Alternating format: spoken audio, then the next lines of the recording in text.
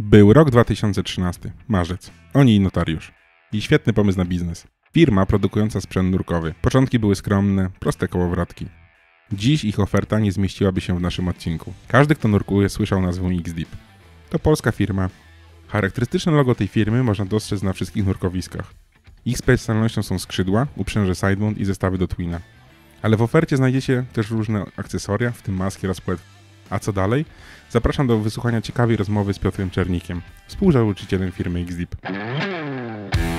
Podcast z podwody. Rozmowy o nurkowaniu, sprzęcie i eventach nurkowych. Kieruj się pod wodę.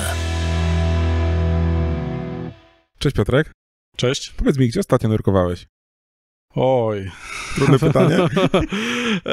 Generalnie moje nurkowania w większości to są nurkowania, które nie są nurkowaniami dla przyjemności. To są nurkowania, które się albo wiążą z testami sprzętu, albo wiążą się z jakimiś konkretnymi projektami, więc ostatnie nurkowania to były głównie nurkowania w Finlandii, w stosunkowo płytkich jeziorach, w niezbyt fajnych warunkach, jeżeli chodzi o widoczność, ale polegały przede wszystkim na testach nowego sprzętu. To ciekawe, bo ostatni nasi rozmówcy zawsze nurkują albo ciepłe morza, Malediwy, Malta, Deep Spot, a tutaj widzę Finlandia. No, Finlandia to się bierze z tego, że jedna z naszych spółek jest zlokalizowana w Finlandii, dlatego dosyć często ja osobiście tam podróżuję, a z drugiej strony mamy tam bardzo fajny dostęp do infrastruktury, do jeziora, który bardzo sprzyja testom sprzętu, więc stąd właśnie. To idziemy do tego, bo moje drugie już pytanie będzie następujące. Skąd pomysł na firmę X-Deep? Jak to było? Wstałeś rano, wpadłeś na pomysł, a założę sobie firmę ze sprzętem nurkowym? Z tym było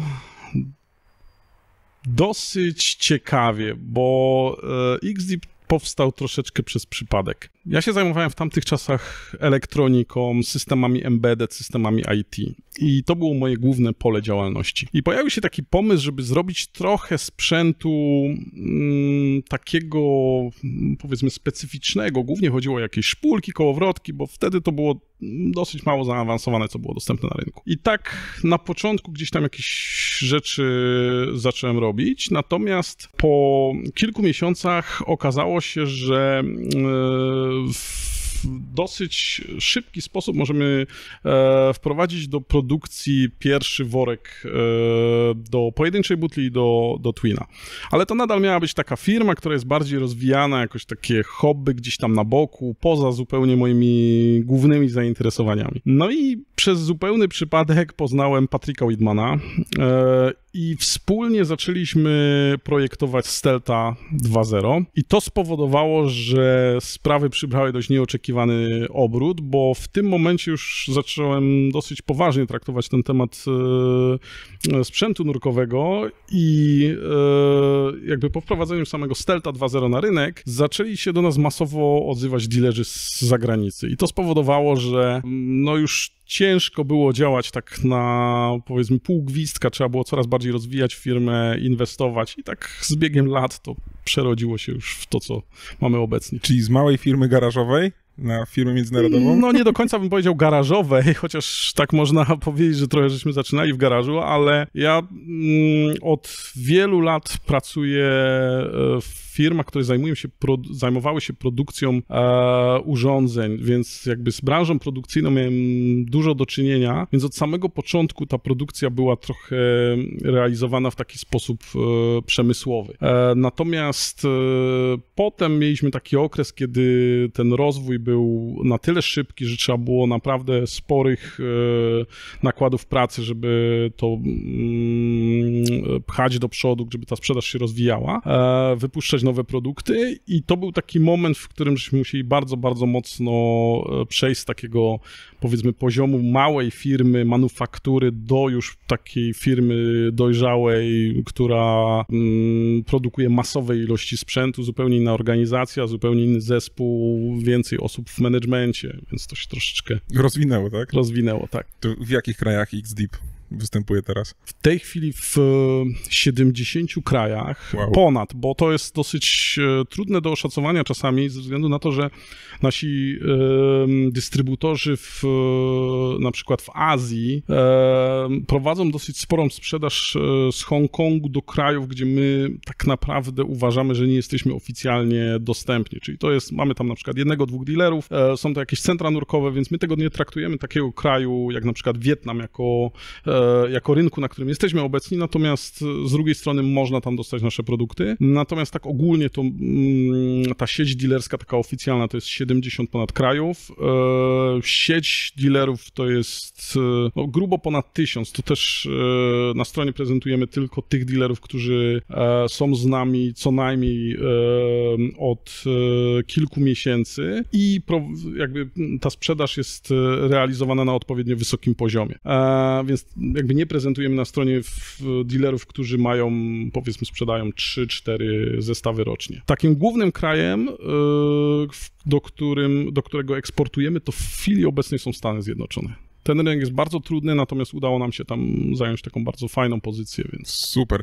Jak mówisz, że 70 krajów, to pewnie współpracujecie też z dużymi instruktorami, którzy, nie wiem, testują wasz sprzęt, czy, nie wiem, widzisz jakieś różnice pomiędzy, nie wiem, polskim rynkiem a użytkowaniem skrzydeł i tak dalej w stosunku do innych krajów? Są jakieś diametralne różnice, upodobania nurków i tak dalej? Jeżeli chodzi o konfigurację, to tych różnic w zasadzie nie widać. To znaczy nurkowie w Polsce używają bardzo podobnie skonfigurowanego sprzętu jak nurkowie na przykład w USA. Na pewno są bardzo duże różnice w środowiskach nurkowych między Polską, między Chinami na przykład, USA czy rynkami Ameryki Południowej.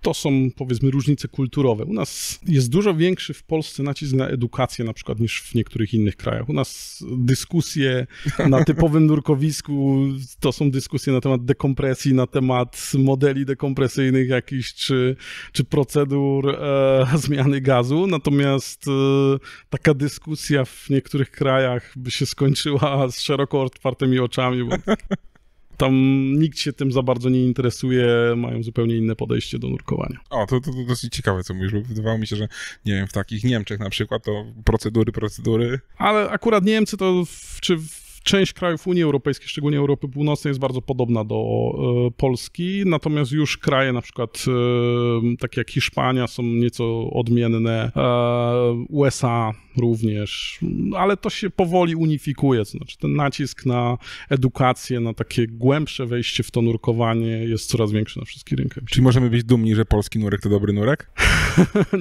Nie powiedziałbym, że nurkowie z innych krajów są gorsi w jakiś sposób, więc to trudno powiedzieć. Zresztą nurkowanie nie jest jakimś takim sportem wyczynowym, więc naprawdę ciężko stwierdzić, kto jest nurkiem dobrym, a kto nie jest dobrym nurkiem. Natomiast jeżeli chodzi o taki poziom wyszkolenia, to są kraje, w których ten poziom wyszkolenia jest wyraźnie niższy niż w Polsce. Okej.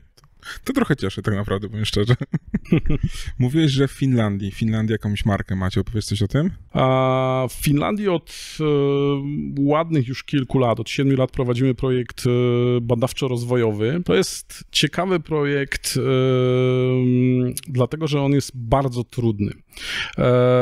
Realizujemy tam projekt nawigacji inercjalnej dla płetwonurków. Na rynku jest masa systemów nawigacji dostępnych, również fińskich, które opierają się na falach ultradźwiękowych.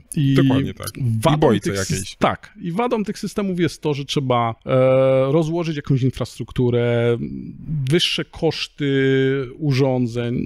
No, ma to swoje ograniczenia. Natomiast nasze założenie jest zupełnie inne. My chcemy zbudować rozwiązanie, które będzie całkowicie autonomiczne, niezależne od czynników zewnętrznych, czyli odporne na wszelkie szumy, akustykę pod wodą i tak dalej, a także będzie działało w środowiskach overhead, czyli w jaskiniach, we wnętrzu wraków. I to jest projekt niezwykle trudny z tej przyczyny, że da się stosunkowo łatwo taki system zbudować, jeżeli przyjmiemy, że może on kosztować na przykład 20 000 euro, 30 000 euro. Natomiast jeżeli chcemy zbudować rozwiązanie, które ma kosztować 1000 euro, to już się robi naprawdę trudne zadanie. I przez te 7 lat opracowaliśmy technologię, która w Finlandii, która można powiedzieć jest na pewnym poziomie dojrzałości i w tej chwili duża część projektu została przeniesiona do Polski, gdzie polski zespół dzięki dofinansowaniu unijnemu realizuje w tej chwili drugi etap tego projektu i mamy nadzieję, że za jakiś czas będziemy mogli coś zaprezentować ciekawego. Brzmi super, bo tak zaczęliśmy od kołowrotków i takiej chałupniczej małej roboty, a teraz mówimy o systemie nawigacji podwodnej, tak? Dokładnie tak. Jak to z tą nawigacją to jest troszeczkę tak, że jeden z naszych członków zespołu, który ma najdłuższy staż w tym projekcie, mówi, zawsze powtarza, że it's not a rocket science, it's way more complicated. Zgadza się. No to mnie zaciekawiło, że to ma działać również w jaskiniach, gdzie ta odbicia, akustyka to jest tak, ponieważ ciężko. To będzie nawigacja inercjalna, czyli urządzenie działające w taki sposób, że jakby przemieszczenie nurka, pozycja nurka jest określana na podstawie jego ruchów, na podstawie tego, w którym kierunku on płynie. I często dostaję pytanie, czym to się będzie różniło od rozwiązania firmy Seacraft. To jest, różnica polega na tym, że to nasze rozwiązanie nie będzie wymagało skutera. To będzie rozwiązanie, które będzie bazowało na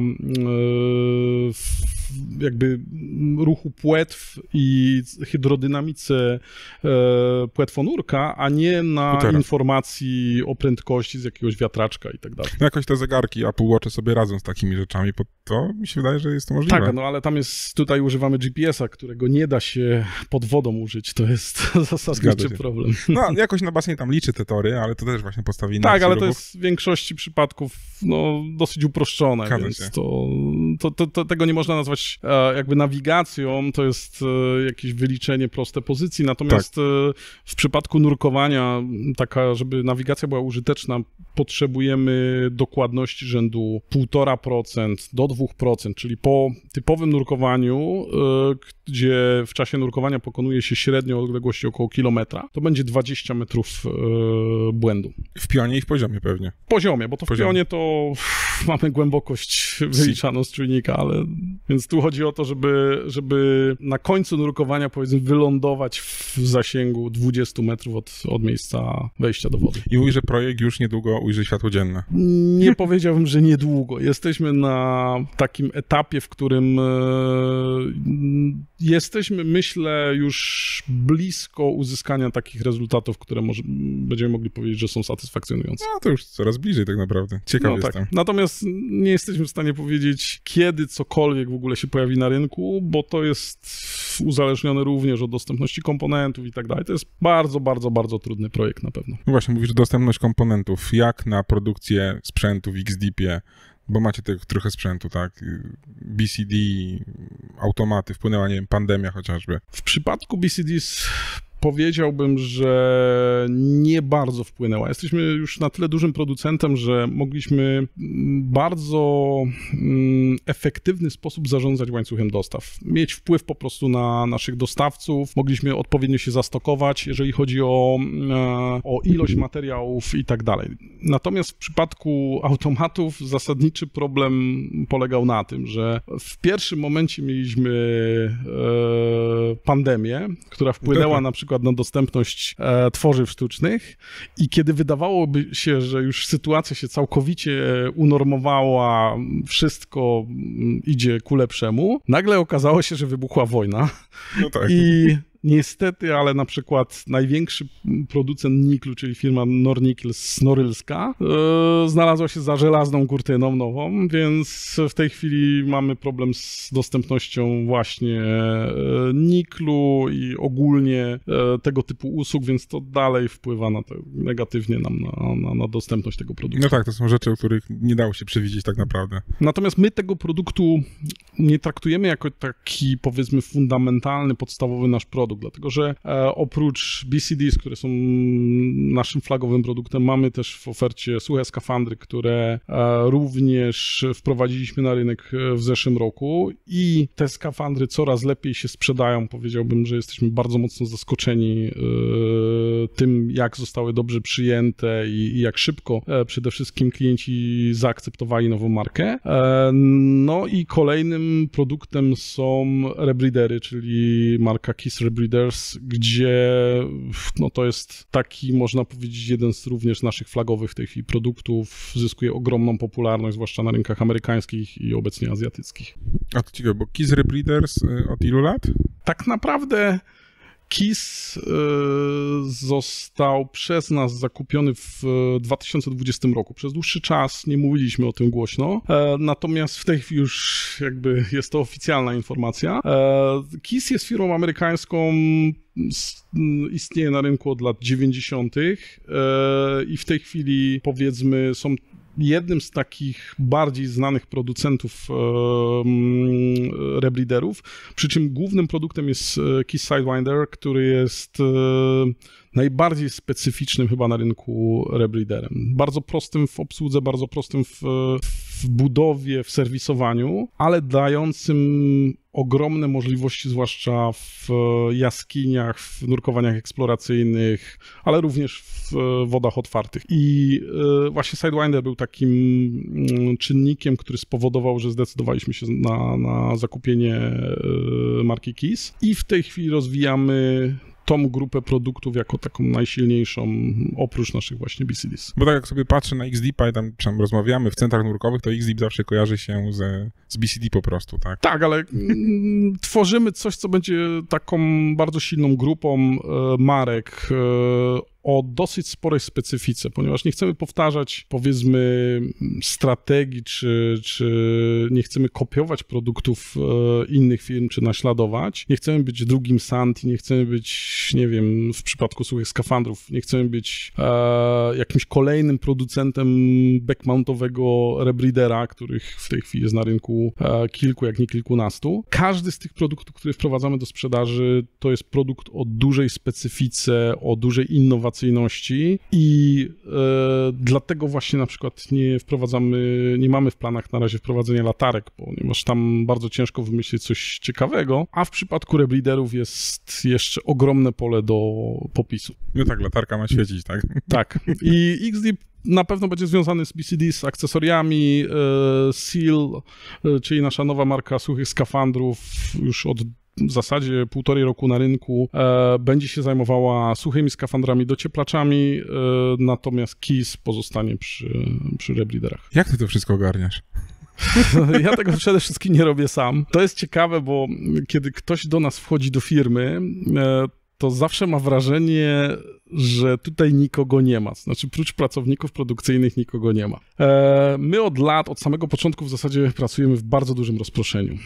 W sensie takim, że pewne osoby w firmie pracują na przykład w Warszawie, część osób pracuje za granicą, część osób pracuje na przykład w USA, w Meksyku, więc ten zespół jest całkiem spory, natomiast trochę osobie, która nie siedzi w tym zespole, ciężko jest go tak ogarnąć oczami, bo to nie mamy takiego jednego biura, gdzie się wszyscy zbierają o 8 rano czy 9, piją kawę i zabierają się do pracy. U nas ta praca tak naprawdę trwa niemalże 24 godziny na dobę, bo mamy pracowników w kilku strefach czasowych i każda z tych marek ma, powiedzmy, osobny zespół zarządzający, więc jeżeli chodzi o Kissa, to są osoby, które pracują w Stanach, część to są osoby nadal, które wcześniej pracowały w Kissie oraz nowe osoby, więc ja w zasadzie nadzoruję to wszystko, co się dzieje i przede wszystkim zajmuję się designem, bo to jest moja główna rola w tych firmach. Designem, czyli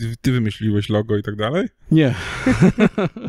Nie, loga, kreację graficzną i tak dalej, to w większości zajmują się tym osoby, które się tym, powiedzmy, w tym specjalizują, natomiast jeżeli chodzi o takie czysto inżynierskie inżynierską pracę, to tutaj powiedzmy we współpracy z osobami, które są specjalistami w danej dziedzinie, realizujemy wspólnie projekty. I to zwykle odbywa się na tej zasadzie, że robimy sobie taką głęboką analizę tego, co jest na rynku, co chcielibyśmy uzyskać, jakie mamy możliwości rozwoju i na tej podstawie tworzymy jakąś wizję produktu, zbieramy pomysły, tworzymy wstępną koncepcję i potem wraz z inżynierami, zwykle ja pracuję nad tym, żeby umożliwić czy stworzyć rozwiązanie, które będzie produkowalne przede wszystkim i będzie działało tak, jak oczekujemy. Z tego, co mówisz, to dużo zbieracie danych i dużo analizy, tak? Czy to nie jest tak, róbmy szybko, za czym doszedł na nazwę jest głupie?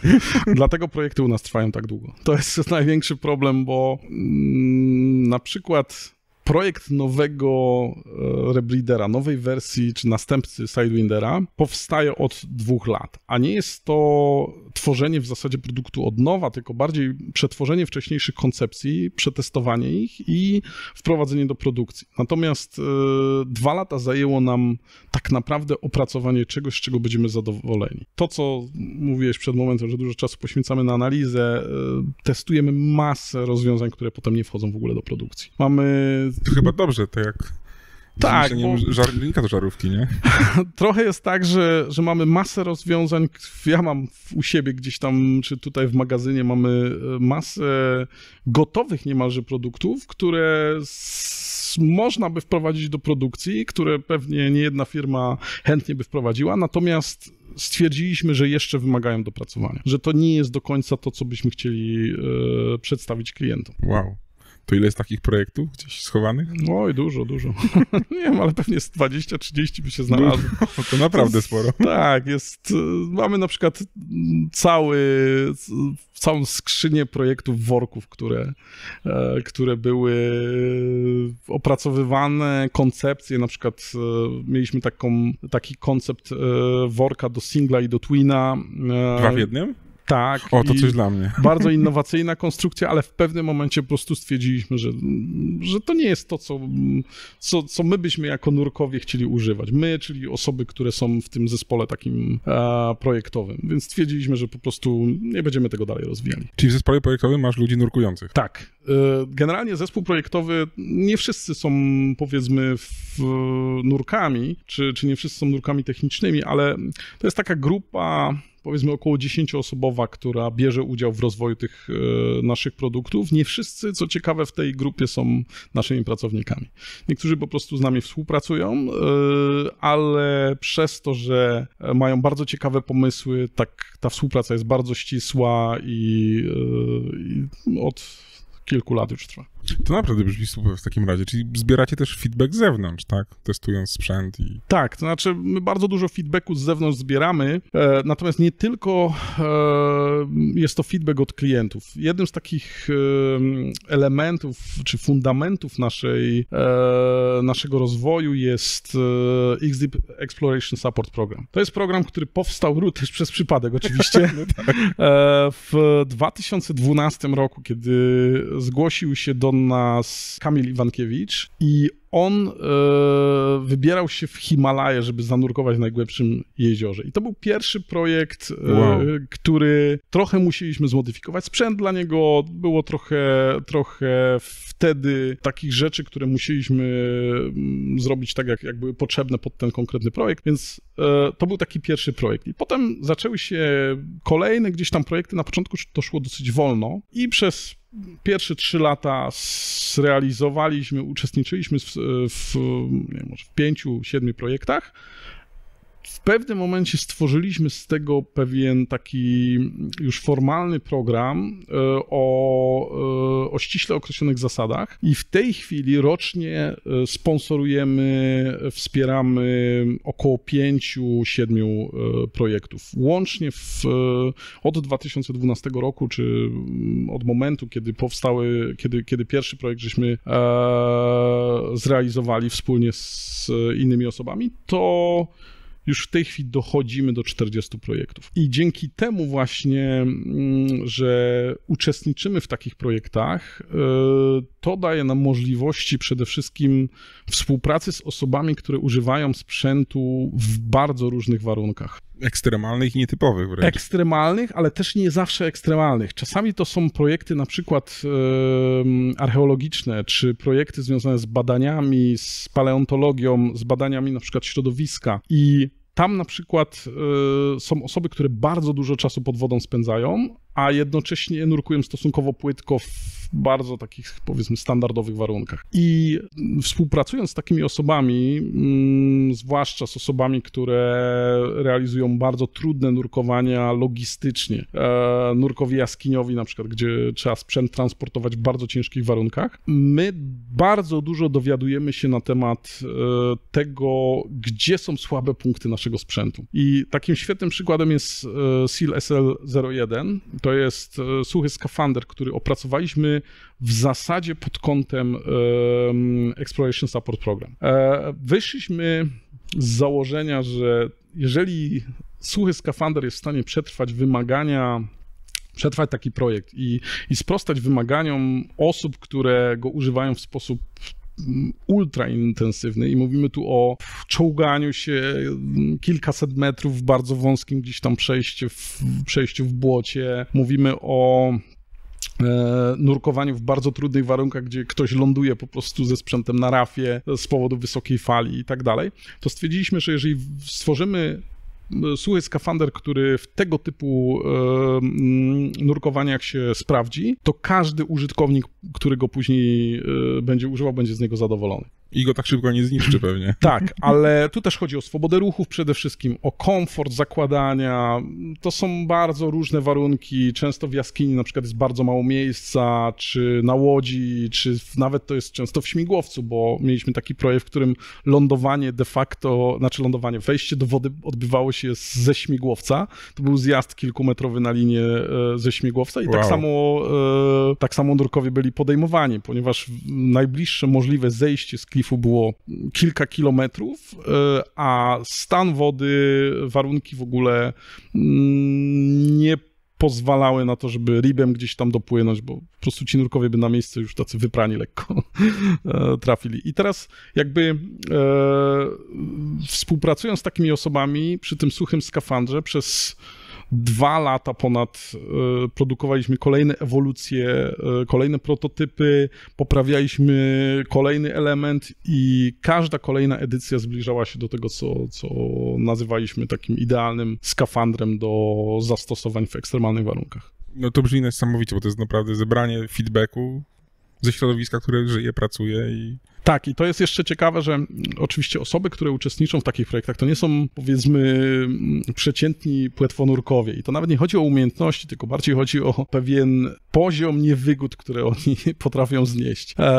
Większość z tych osób to są osoby, które całe życie w zasadzie poświęciły na wykonywanie bardzo trudnych nurkowań. Większość to są instruktorzy jaskiniowi czy techniczni.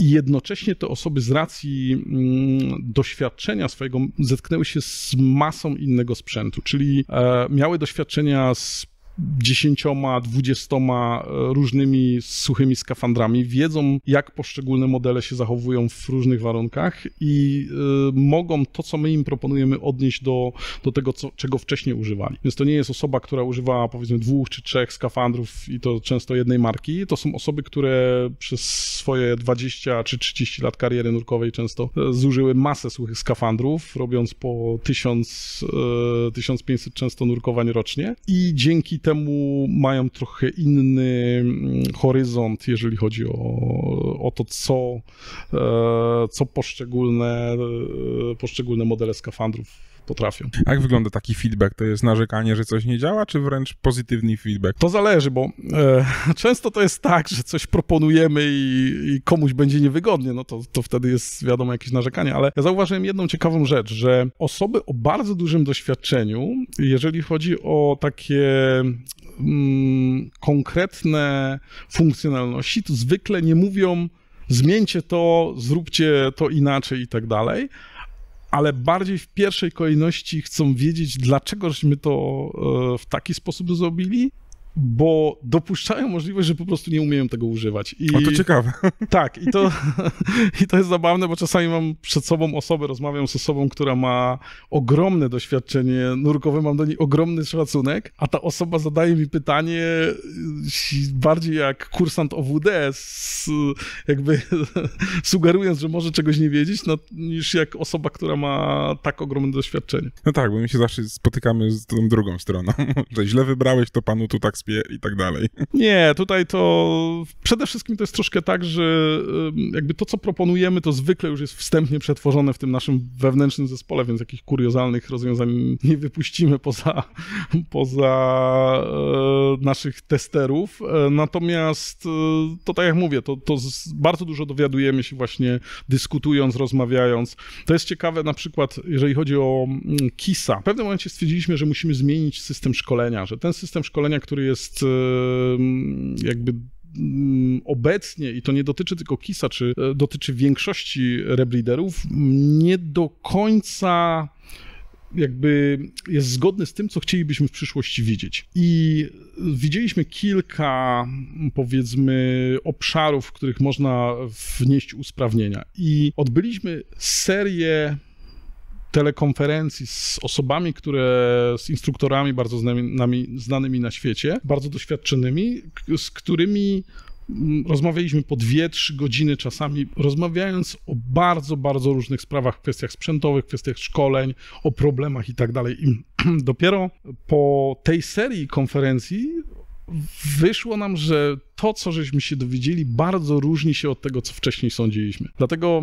jakby i ja, i inne osoby, które w tym uczestniczą, czy są odpowiedzialne za różne obszary, jakby mamy takie podejście, że najpierw staramy się zebrać informacje, najpierw staramy się poznać inny punkt widzenia, a dopiero potem proponować jakieś rozwiązania. To jest mądre podejście generalnie, czasem rzadko spotykane. No myślę, że to jest chyba jedyna możliwość, żeby nie wypuszczać sprzętu, który potem w zasadzie do niczego się nie nadaje. Są firmy w naszej branży, które wypuszczały sprzęt co roku, kolejną na przykład generację side mounta i de facto żadna z nich nie zyskała popularności. No tak. No, sprzedaż, handel, tak, zgadza się. No tak. A niekoniecznie jakość. Dokładnie. No jeszcze tam czytanie instrukcji, właśnie to też mnie zaciekawiło. Się śmieję, bo kto czyta instrukcję sprzętu nurkowego? No właśnie, to jest zabawne, rozmawialiśmy przed chwilą o tym. To jest zabawne, bo są osoby, które studiują bardzo, bardzo dokładnie i zadają czasami pytania bardzo konkretne, więc mimo wszystko chyba są osoby, które to czytają. Nie, ale to fajnie. Mówisz, że jakość. Jak wygląda w ogóle takie testowanie sprzętu tych różnych marek, bo to od produkcji do... Znaczy my nie testujemy w ogóle sprzętu różnych marek. To jest trochę tak, że... marki, KISS-a i tak dalej. Tak, ale jeżeli chodzi o sprzęt konkurencji, to zwykle to jest tak, że nie za bardzo sobie zaprzątamy nim głowę. Widzimy sprzęt, rzadko jest coś na tyle innowacyjnego, żeby w ogóle różniło się w jakimś znaczącym stopniu od tego, co już jest na rynku. Są oczywiście firmy takie jak Seacraft na przykład, które proponują bardzo ciekawe rozwiązania, natomiast niestety w naszej branży standardem jest kopiowanie rozwiązań innych. Natomiast i dlatego jakby nie widzimy sensu w obserwowaniu tego, co się gdzieś tam dzieje na rynku. Natomiast jeżeli chodzi o testowanie naszego sprzętu, to no tutaj musimy na pewno rozróżnić kontrolę jakości u nas na produkcji od tego, jak my testujemy na przykład prototypy. Dokładnie. I jeżeli chodzi o testy prototypów, nowo opracowywanych rozwiązań, to no, na to poświęcamy dość sporo czasu. Zanim od momentu, kiedy mamy, powiedzmy, wstępną koncepcję, pojawia się pierwszy prototyp, do momentu, kiedy trafia produkt na rynek, mija zwykle 2 lata. To jest taki, no powiedziałbym, minimalny okres. W przypadku niektórych rozwiązań to testujemy je nawet jeszcze dłużej. Są niektóre rozwiązania, które zaczęliśmy w 2016 roku i nadal je rozwijamy, nadal kolejne edycje są gdzieś przez nas tworzone prototypów, a jakby no jeszcze nie uważamy, żeby to był moment, w którym trafimy z tym produktem na rynek. Taki mamy na przykład jeden z automatów oddechowych, który opatentowaliśmy. To jest drugi stopień automatu oddechowego. Powstały 4 prototypy, ale stwierdziliśmy, że no musimy... Jeszcze to nie jest moment, w którym byśmy byli bliscy jego wypuszczenia. Podejście mi się naprawdę bardzo podoba. Tutaj chodzi przede wszystkim o kwestie użytkowe, bo to, jeżeli chodzi o to, żeby on działał, to nie ma problemu, natomiast bardziej chodzi o kwestie użytkowe. Żeby on był wygodny w użytkowaniu, żeby był łatwy w serwisowaniu i tak dalej. No to jest trochę roboty. Dokładnie. Naprawdę. No to w przypadku nowego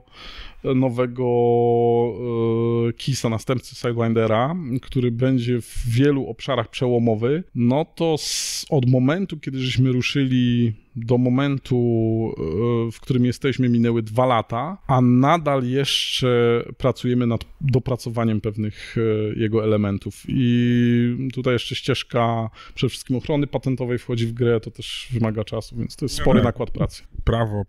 Dokładnie. Napisanie instrukcji w kilku językach pewnie. No to na pewno, dokumentacja. Dokumentacja, to jest serwis kity i tak dalej. Jest tego trochę roboty. A tak z ciekawości, co się trudniej tworzy? BCD czy suchy skafander? Czy jest... Akurat porównanie BCD i suchy skafander to jest o tyle jakby ciekawe, bo to są obydwa produkty są produktami wykonywanymi z tkaniny. Tak. I wydawałoby się, że są podobne. Tu worek. Tak, ale użytkowo są zupełnie inne, technologia jest zupełnie inna i wydaje mi się, że to bardziej zależy od doświadczenia. Na pewno firmie, która ma duże doświadczenie w odzieży, łatwiej będzie zrobić suchy skafander, natomiast firmy, która robi BCDs, łatwiej będzie stworzyć nowy BCD. Natomiast ogólnie to jakby wszystkim się wydaje, że to jest bardzo prosto zaprojektować sprzęt nurkowy, że jest tyle marek, tyle firm to robi i tak dalej, i że to jest takie proste, małe bariery wejścia i tak dalej. To nie do końca tak jest. Wiąże się z tym kilka problemów. Jak popatrzymy sobie na branżę nurkową, to bardzo wiele firm powstało i prędzej czy później zniknęło z rynku, bo łatwo jest powiedzmy stworzyć sobie jakąś markę, narysować logo, wysłać do Chińczyków zamówienie, chcemy worek, oni zrobią, tu jest kształt, no tak, wszystko jest okej. Wyślą.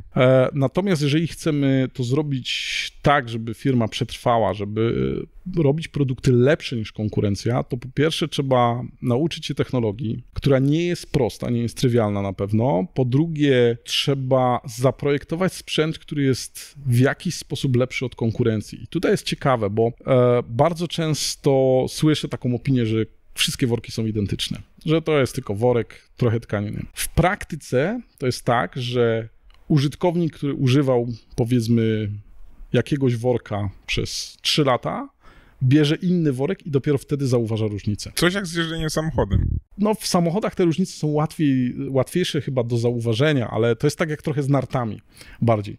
Narta wygląda podobnie, niezależnie od tego, jaka jest... Kawał dechy, no. Tak, niezależnie od tego, czy to jest jakaś wyczynowa narta, czy lepsza, droższa. Zwykle różni się ceną, a jakimiś cechami, które gdzieś tam producent pokazuje. Natomiast zakładamy ją na buty i nagle się okazuje, że te narty zupełnie inaczej jeżdżą. I dokładnie tak samo jest z workami, że to, co jest takim bardzo drobnym niuansem, niemal niezauważalnym dla użytkownika, okazuje się, że w rzeczywistości, w odczuciach w czasie nurkowania daje bardzo dużą różnicę. Stąd pomysł na jakieś centra testowe pewnie. Tak, ale my jakoś strasznie na centra testowe nie stawiamy, ponieważ rynek jest dość ciekawy. W tej chwili jakby przede wszystkim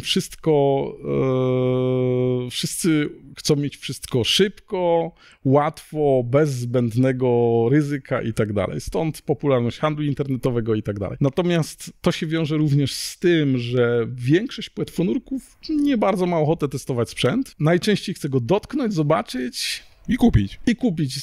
Sugeruje się bardziej opiniami innych niż jakimiś własnymi swojego instruktora. Tak, dokładnie. Więc centra testowe w przypadku suchych skafandrów się jeszcze sprawdzają, natomiast w przypadku BCDs my zauważamy, że użytkownicy po prostu bardzo rzadko chcą wejść do wody, testować, bardziej się sugerują popularnością. Kolorem. Dokładnie. No. To jest ciekawe, że 10-15 lat temu wszystko musiało być czarne, wszystko było takie tech i tak dalej, a teraz wszystko ma być kolorowe. Czerwone BCD pływa szybciej? Dokładnie. Powiedz mi, mówisz o tych projektach, które gdzieś tam są w głowie schowane na półkach. One ujrzą kiedyś światło dzienne pewnie. Nie wszystkie na pewno. Nie wszystkie. Nie, część z nich to są projekty, które realizujemy, żeby tak naprawdę sprawdzić pewien koncept. Jakieś worki na przykład do pojedynczej butli, worek, który miał służyć do pojedynczej butli i do twina równocześnie. Dosyć ciekawa konstrukcja. Mnie bardzo interesuje. Tak, stworzyliśmy coś takiego i stwierdziliśmy, że jakby sam ja czy inne osoby, które to testowały, nie do końca by chciały w tym nurkować. Mimo że to się w miarę poprawnie zachowywało, ale stwierdziliśmy, że lepiej jest wziąć nasz najlepszy worek do twina i nasz najlepszy worek do singla niż coś, co jest taką hybrydą i nie jest idealne. Takie head and shoulders, 2 w 1. Dokładnie. To jest tak trochę side mountem, bo trochę się pojawiło rozwiązań, które miały być do pojedynczej butli, czy do twina i do side mounta. I w pewnym momencie okazało się, że side mount jest na tyle odległą koncepcją od back mounta, że no tego się nie da pogodzić. Że są pewne drobne aspekty, choćby w tym, jak się gaz w środku worka zachowuje, że to nie ma większego sensu. I zawsze ten produkt taki uniwersalny będzie gorszy niż dedykowane rozwiązanie. No to na pewno. Jakieś plany na przyszłość? Coś ciekawego w najbliższym czasie? Na przyszłość planów mamy bardzo dużo, natomiast zawsze to się rozbija o nasz czas i możliwości realizacji tych projektów, bo niestety, jak już wcześniej mówiłem, wprowadzenie czegokolwiek nowego to jest masa pracy, masa testów. To nas też mocno odróżnia od wielu innych firm. W branży nurkowej większość firm nie jest producentami. To jest tak, że ktoś sobie powołuje jakąś markę, tak jak już wcześniej mówiłem, zamawia coś w Chinach, zaczyna sprzedawać, jak umie sprzedawać, to nawet odnosi jakiś sukces. W ostateczności skręca na miejscu. Tak, ale to najczęściej przychodzi w pudełku gdzieś tam z Azji. I większość firm tak działa. To jeszcze 10 lat temu miało jakiś sens. Natomiast w tej chwili i pandemia to pokazała, i generalnie zmiany na rynku, przejście w kierunku bardzo mocnej kustomizacji produktów spowodowało, że taka strategia już przestała się sprawdzać i my jesteśmy producentem. My robimy wszystko, co tylko możemy w ramach własnego zespołu, własnych mocy produkcyjnych i robimy to w Polsce, jeżeli tylko się da, czasami gdzieś we Włoszech czy w USA, jak w przypadku rebreederów. Natomiast jakby robiąc to w taki sposób, jak my robimy, to niestety nakład pracy związany z utrzymaniem tej produkcji jest dość spory, więc to też ogranicza czasami nasze możliwości w tworzeniu nowych produktów. Ale z drugiej strony inne firmy, które właśnie bazują na producentach z Azji, z Tajwanu głównie, czy z Chin, u nich działa to tak, że po prostu jakaś chińska firma wypuszcza sobie maskę czy płetwy, przychodzą i mówią, mamy coś takiego, chcecie to sprzedawać? Tak, chcemy. I wprowadzają to do sprzedaży. To jest zwykle produkt dobrej jakości, ale generalnie mało innowacyjny i to powoduje, że za chwilę ten sam produkt jest sprzedawany przez 5-6 firm. Może pod innym logo. No. Tak, są płetwy na przykład, o których wiadomo, że są przez 5-6 firm produkowane, czy są firmy, które są na przykład maski, jest jedna maska, która jest chyba przez każdą firmę sprzedającą sprzęt do nurkowań technicznych oferowana. No i to jest od jednego producenta. I teraz jakby wszystko byłoby okej, tylko że w taki sposób nie da się stworzyć sprzętu jakiegoś bardzo innowacyjnego, lepszego i przede wszystkim nie buduje się tego know-how, który umożliwia potem tworzenie kolejnych, jeszcze lepszych produktów i tak dalej. I przez ostatnie lata koncentrowaliśmy się głównie na budowie właśnie takiej własnej bazy wiedzy na temat materiałów, na temat technologii produkcyjnych i tak dalej. I przede wszystkim łańcucha dostaw i to nam teraz pozwala, czy pozwoliło na przykład bardzo szybko przenieść produkcję części komponentów do rebreederów do Polski w ciągu w zasadzie kilkunastu dni. Kilkunastu dni? Tak. I przez to i to jeszcze z dużo lepszą jakością niż w USA, więc przy jeszcze zachowaniu niższej ceny, więc to jakby bez takiej własnej bazy produkcyjnej, bez bazy kooperantów nie bylibyśmy w stanie takich projektów robić. To jest ciekawe, co mówisz, że to... Czyli co, małe fabryczki lokalne, rozproszone Znaczy nie takie małe. Znaczy mówię małe, mniejsze niż jeden wielki centrum ogromny. To znaczy to jest troszkę tak, że jeżeli chodzi o naszą produkcję, to my bazujemy w dużej części na kooperantach, ale jednocześnie bardzo wiele rzeczy robimy u siebie, czyli nie robimy na przykład obróbki CNC, bo to się nie opłaca, ale już na przykład cała szwalnia to jest nasz wewnętrzny zespół, ale z drugiej strony nie robimy tego w jednym miejscu. Mamy taki model bardzo hybrydowy, który sprawdził się podczas pandemii, czyli mamy małe firmy, małe centra, czy małe zespoły, które są zlokalizowane powiedzmy w promieniu kilkudziesięciu kilometrów od naszego głównego zakładu i dzięki temu osoby nie tracą na dojazdach, które są tam zatrudnione, nie tracą czasu na dojazdy, są jakby chętniej podejmują zatrudnienie, nie musząc dojeżdżać 20-30 kilometrów, więc to nam daje dużo większe możliwości, dużo większą elastyczność i przede wszystkim komfort pracy. No właśnie, bo zawsze tak mi się wyobraża. Firma produkująca to jakieś wielkie hale magazynowe, gdzieś za miastem, pod miastem, długi dojazd i tak dalej. No, a tu zupełnie inny model. W tej branży my mamy taki model bardzo, bym powiedział, nowoczesny, co się stosunkowo niedawno dowiedziałem, że to jest tak naprawdę w znacznym stopniu element przemysłu 4.0. Takie rozproszenie, rozbudowana logistyka,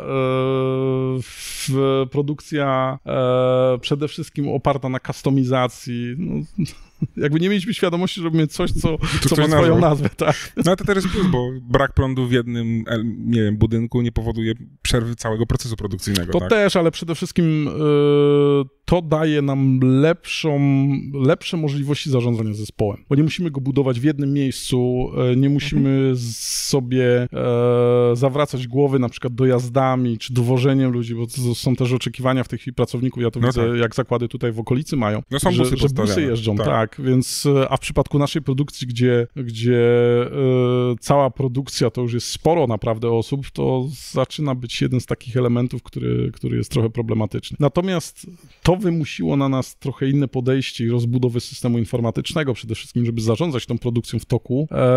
Nie ma niestety dedykowanych rozwiązań za bardzo do tego. Systemy klasy ERP, takie stricte, to są lata 90., więc nie do końca nam się podobały. I przez to stworzyliśmy coś swojego, co integruje jakby wszystkie aspekty zarządzania. I w momencie, kiedy klient tworzy sobie na przykład konfigurację naszego skrzydła w systemie TuneUp, my już o tym wiemy, to znaczy on to jakby zatwierdzi, to my już tą konfigurację widzimy. Kiedy on to wyśle do dealera, to dealer używając kodu składa zamówienie i to zamówienie jest automatycznie procesowane na produkcję do zespołów produkcyjnych, więc bez udziału człowieka u nas w momencie złożenia zamówienia przez dealera, to ta produkcja już jest w toku. Coś jak konfiguratory samochodów. Masz kod? Trochę tak. To generalnie wszystko idzie w tym kierunku takim mocno customowym i my zaczęliśmy się do tego przygotowywać już kilka ładnych lat temu. Mi się podoba, że te rozproszone zespoły, rozproszone firmy, to faktycznie zmiana miejsca tworzenia szwalni czy coś, to...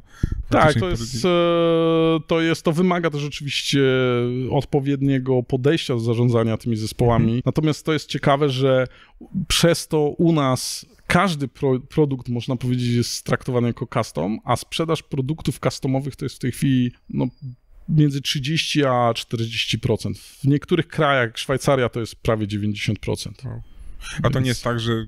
Znaczy, to tak się pewnie myśli, że produkt customowy jest trudniejszy w realizacji. U nas cały proces produkcyjny jest, można powiedzieć, pod tego typu produkty, więc czy to jest standardowa konfiguracja, czy to jest konfiguracja taka czysto już pod użytkownika robiona, ona idzie tymi samymi kanałami, natomiast oczywiście w custom wymaga troszkę więcej dodatkowych operacji i tak dalej, więc troszkę rozszerza. I chyba pewnie innych testów jakości i tak dalej? No nie do końca. Testy jakości są u nas robione, jakby wszystkie produkty przechodzą taką kompleksową kontrolę jakości, natomiast czy to jest custom, czy to jest standardowy produkt, to zawsze idzie dokładnie tak samo. Chyba będzie jakiś bardzo specyficzny custom? No to go bardzo specyficznie będą sprawdzali.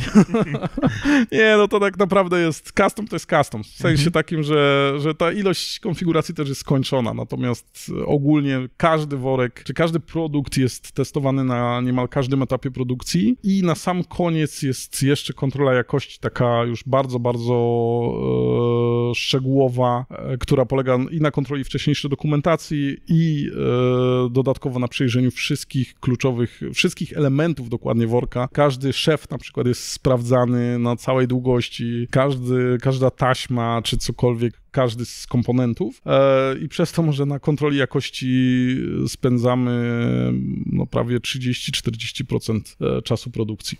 Natomiast dla nas to jest o tyle ważne, że przy tak dużym obszarze, w którym oferujemy nasze produkty, dla nas to i tak jest bardziej opłacalne niż robienie jakichś poprawek, czy ściąganie zestawu, nie wiem, z Vanuatu, z Nowej Zelandii, czy z Chile. To i tak się bardziej opłaca. No tak, zgadza się. Wow, to 30-40% całej produkcji to... Tak, czasu to jest kontrola jakości, bo to jest kilka etapów, więc... No tak, na każdym etapie potem całościowa kontrola. Tak. Wow. No tak, ale w końcu chodzi o bezpieczeństwo nurka. To też, chociaż tutaj, jeżeli chodzi o kwestie bezpieczeństwa, to przy dobrze skonstruowanym procesie produkcyjnym to w zasadzie nie może dojść do takiego jakby wypuszczenia czegoś, co nie będzie działało. Jeżeli mamy odpowiedniej jakości maszyny, sprawdzonych dostawców i tak dalej, każda partia na przykład materiału przechodzi testy certyfikacyjne jeszcze u producenta, my dostajemy certyfikat, deklarację zgodności i tak dalej. Natomiast tu bardziej chodzi o to, żeby nie było żadnych odstępstw, na przykład konfiguracyjnych również, jakichś niedoróbek związanych z, nie wiem, z szyciem. To są takie drobne elementy, które nie wpływają na bezpieczeństwo, natomiast użytkownik chce dostać bardzo dobrej jakości produkt. No i dokładnie, zwłaszcza jak zamawiał customa, nie? Dokładnie. Kolor musi się zgadzać. Dokładnie. No to jest tego trochę. Wow, to naprawdę jestem pod wrażeniem tego, co opowiadasz, zwłaszcza tych analiz, o których mówisz, że to nie jest tak, że sobie pewnie niektórzy wyobrażają, że jest jakiś produkt, rzucamy go na rynek, masz tyle pomysłów w głowie, które jeszcze są niezrealizowane. To jest ciekawa rzecz, że nowe osoby, które do nas przychodzą do firmy i to są instruktorzy nurkowania, w pierwszym, drugim dniu zwykle przeżywają ogromny szok. Złożoność procesu produkcji i ilość komponentów, na jakich my operujemy, zwykle budzi wręcz przerażenie, bo to są naprawdę ogromne ilości ze względu na choćby, nie wiem, liczbę wersji śrub, których używamy, jakichś worków i tak dalej, i tego wszystkiego, i to są naprawdę, widać tutaj na przykład za nami, to są komponenty do produkcji pęcherzy, no to jest samych tego typu elementów w firmie mamy około 40. 40 wersji. 40 wersji, tak, więc to jest, no i to jest tylko jeden element, do tego dochodzą potem cała masa innych dodatkowych elementów. Się zastanawiam cały czas tyle wersji śrubek, to jest prosty element. Plus kolory jeszcze, to jest naprawdę czym zarządzać, to, żeby, nie wiem, zawsze mieć na produkcji odpowiednią ilość na przykład, nie wiem, czerwonych kieszeni balastowych w rozmiarze L. No tak. No to potężny system IT musi zarządzać jeszcze. Znaczy, no mamy to zautomatyzowane w dużym stopniu, więc generalnie to no to ja też jestem pod wrażeniem, zwłaszcza mówię wersję śrubek, bo dla mnie to jest śrubka, tak? Tak, ale tutaj no długości śrub się różnią. Generalnie no jest trochę tych komponentów, które... No tak, pewnie wytrzymałość, bo pracują w słonych wodach, zimnych Wszystko, wodach. co używamy, to jest nierdzewka, więc czy stal. No ale są nierdzewki, tak? Więc... różnie z tym bywa. Wow, no to naprawdę, ja też jestem zachwycony wręcz, nie tyle co w szoku i zachwycony, jak to wygląda. Produkcja to temat różnych, nie wiem, plastików, torebek, pakowania, wysyłka. Ekologia jest modnym tematem. Jak wy podchodzicie do tych tematów ekologicznych, jeżeli chodzi o, nie wiem, pudełka czy produkcję? U nas ekologia jest rozpatrywana na kilku różnych poziomach, bo przede wszystkim to nie tylko dotyczy samych opakowań, o czym za chwilę powiem, natomiast również tego, w jaki sposób ten produkt jest tworzony i jak długo on może być użytkowany. My, jeżeli chodzi o kwestie ekologiczne, myślimy o kwestiach ekologicznych, myślimy już w trakcie projektowania tego produktu, czyli każdy z naszych produktów musi mieć maksymalnie długi okres użytkowania i być w pełni serwisowalny. Czyli w każdej sytuacji, nie wiem, przetarcia czegoś, zużycia każdego z komponentów, użytkownik musi mieć możliwość dokonania naprawy tego, czy wymiany tego komponentu, żeby ten produkt mógł dłużej,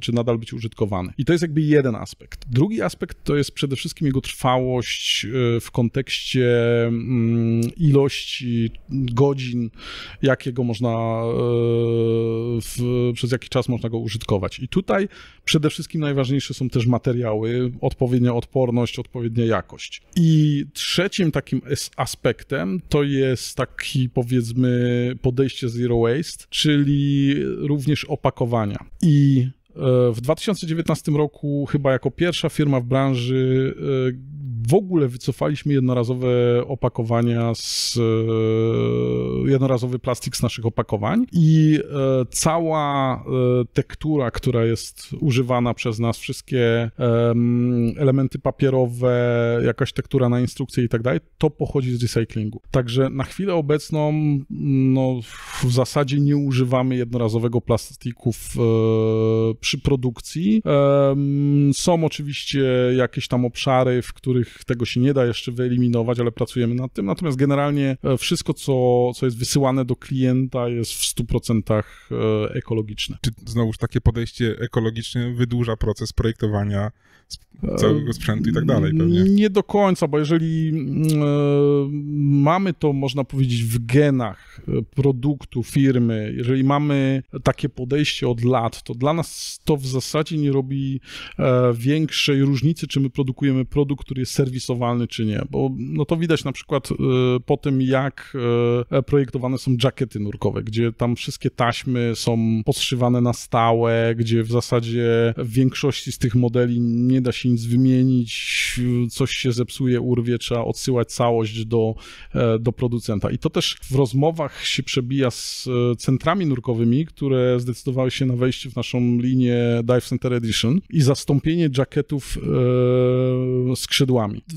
Oni widzą, że w momencie, kiedy używają takich klasycznych jacketów, to duża część sprzętu musi ciągle w zasadzie być wysyłana w całości do dystrybutora, czy do producenta, czy do jakiegoś serwisu centralnego, co przede wszystkim również zwiększa ten ślad węglowy związany z wysyłkami tam i z powrotem całego sprzętu i nie są w stanie nic na miejscu naprawić. W przypadku skrzydeł oni nie muszą nic wysyłać, wystarczy, że mają jakiś tam komplet podstawowych elementów, takie jak, nie wiem, inflator, czy serwis kit do inflatora, taśmy i cokolwiek ten klient by nie zrobił, jakkolwiek by tego sprzętu nie uszkodził, co w przypadku niestety sprzętu na wypożyczalniach się zdarza, oni są w stanie to w ciągu, powiedzmy, godziny, 2 godzin bez wysyłania czegokolwiek naprawić u siebie, co też, można powiedzieć, jest dużo bardziej ekologiczne niż ciągłe odsyłanie tego sprzętu do serwisu. No i zdecydowanie fajniejsze, bo mam to na miejscu, nie muszę czekać na wysyłkę i tak dalej. No na pewno tak, to też zmniejsza koszty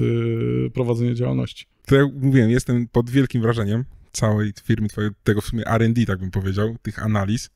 Co mogę zrzucić dalszych sukcesów i do spotkania gdzieś na jakichś, nie wiem, demo daysach? Myślę, że tak. Dziękuję bardzo. Dzięki i do usłyszenia. Dziękuję. Dziękujemy za wysłuchanie odcinka. Każde odtworzenie, każde udostępnienie, polubienie czy komentarz to dla nas bardzo cenne wsparcie. A jeśli podoba Ci się nasza twórczość, możesz wesprzeć nas w serwisie Patronite. Mamy nadzieję, że zechcesz przyłączyć się do współtworzenia z podwody i dorzucić swoją cegiełkę do tego projektu.